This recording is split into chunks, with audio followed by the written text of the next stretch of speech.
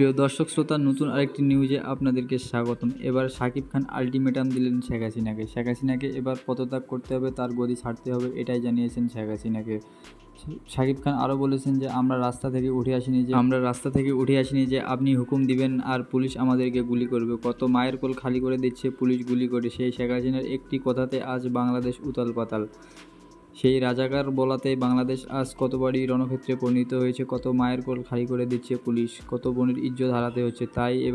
তাই এবার বাংলাদেশের সুপারস্টার নেমে গেছে রাস্তাতে এবং তার কোটি কোটি ভক্তদেরকেও নিয়ে আসবে নাকি ভারত, ইন্ডিয়া, যে বাইরে দেশগুলো আছে সেখান থেকে তার ভক্তদেরকে নিয়ে এসে ছাত্রদের পাশে দাঁড় করাবে এবং আন্দোলন চালিয়ে যাবে। এই সরকারের পতন চাই, তাই বাংলাদেশের সুপারস্টার শাকিব খান মাঠে নেমে গেছে। তো প্রিয় দর্শক শ্রোতা, আপনারা যারা শাকিব খানের অরিজিনালি ফ্যান, তারা ভিডিওতে একটি লাইক করে দিয়ে কমেন্ট করে জানিয়ে দেবেন আপনাদের মতামত।